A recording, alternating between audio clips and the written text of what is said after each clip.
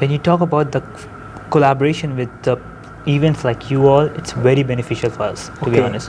When it comes to White Sky Aviation, in terms of helicopters and Heli Expo, it's very beneficial, as I said in my first question, that a student's gonna learn on hand in the practical world. So I always say to our students that whatever you study in the books is imagination, and whatever you study in the practical life, it's what you're gonna remember throughout your life.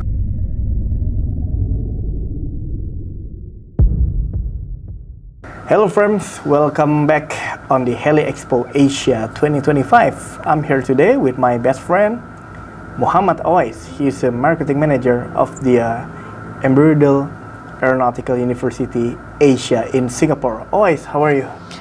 I'm good, Muhammad. It's nice to meet you again in Singapore. I'm glad to see you again. Well, I need you to introduce yourself.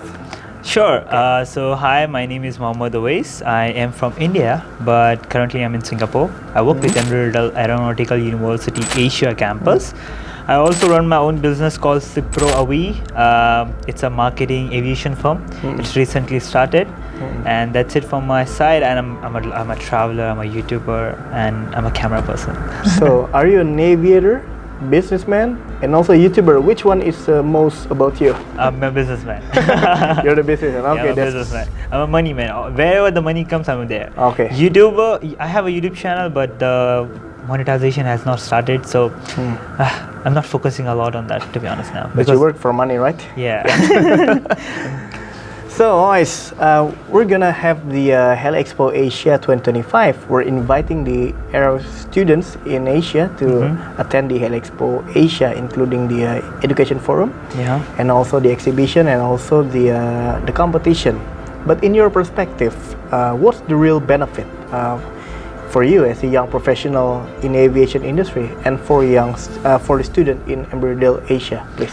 So, in terms of my personal thing, the first question you asked, Heli Expo is gonna be the much better exposure for me, as I have never explored myself in the helicopter area, vertical aviation I can call. So it's gonna be my first experience where I'm gonna learn about the helicopters, where I can see myself as a businessman, where I can get something from over there in terms of investment in my company or any partnership over there, something like that. And also in Heli Expo, I'm willing my students from Embry-Riddle Asia to come down and learn more about helicopters, as when it comes to aviation, most of the people think that it's just about commercial and private aviation sector, but nobody focuses on the helicopter. If they focus, it will be like a different criteria, something like that, or different category I can call it. So when it comes to Heli Expo, you guys are doing really good, that our students can go visit your Heli Expo and learn about helicopters, see the people, see the big players in the industry, and get some information, do some networking over there. So it will be a very benefit for our students. Wow, okay. And how do you see the role of the innovations in the shaping the future of aviation, Owais? But particularly for young professional entering the industry, please. So when it comes to technology and the innovations, what you just said, when I entered the industry in 2017, I was working for the commercial airline in India. Then I saw, I was like, okay, so that was the phase in the Asian region I can call, where things started increasing and the innovation started coming up before the COVID, I can call. When the COVID hit, people started turning themselves to the sustainability more. I saw the sustainability fuel coming up, I saw eVTOL coming up. But when the post-COVID happened, I saw artificial intelligence coming up. So I saw like 3 phases which is upcoming right now, and students who are there in the industry, who are learning about the industry right now in terms of they are in the university, they are learning more about this 3 particular area: sustainability, fuel, artificial intelligence, and eVTOL. And they are focusing on that, and they are the future who's going to bring this technology in the industry, I will say. So which will be really helpful for our future generation who are going to be there in the and who are going to experience the industry in terms of passengers, which will be very beneficial for them.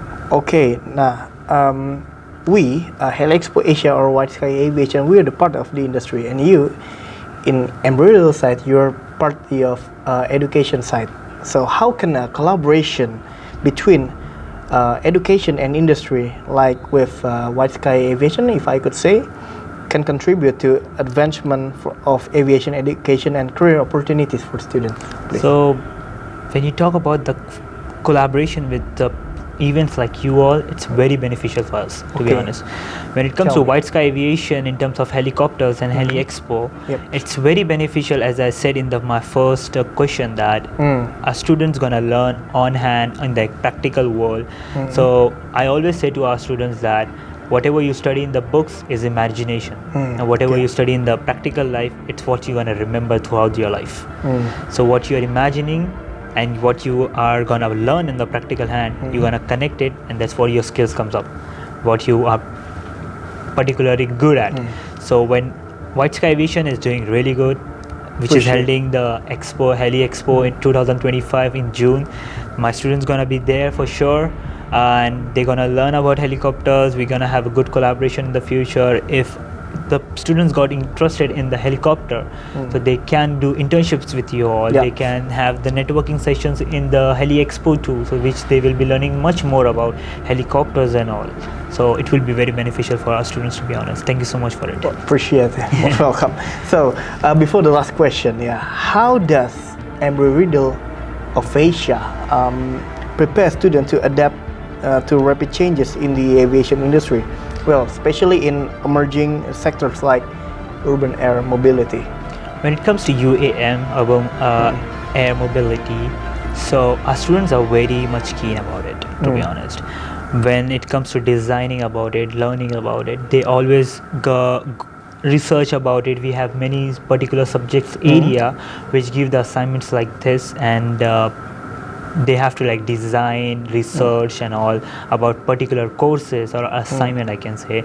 They also do, we also have on our campus lunch talks, we call, where the industrial people comes in and talk about their company. So we have like 2-3 company came in our campus where they have talked about e-mobility, and many other companies have came about the many sectors like artificial intelligence, some leasing site, sustainability, fuel, something like that.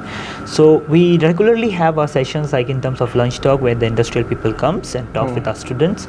Our students are also have, we recently have a new campus now, as you know, in Seletar Aerospace Park. So we have very advanced technologies right now coming up where we have students can learn on the campus with the technology and in the virtual world, and can adapt that skills in the practical environment. Okay, appreciate it. Well, for the last question, Owais, what's your advice for you would like to give to young professionals, especially in aviation, to make a meaningful impact in aviation? Well, young people like you.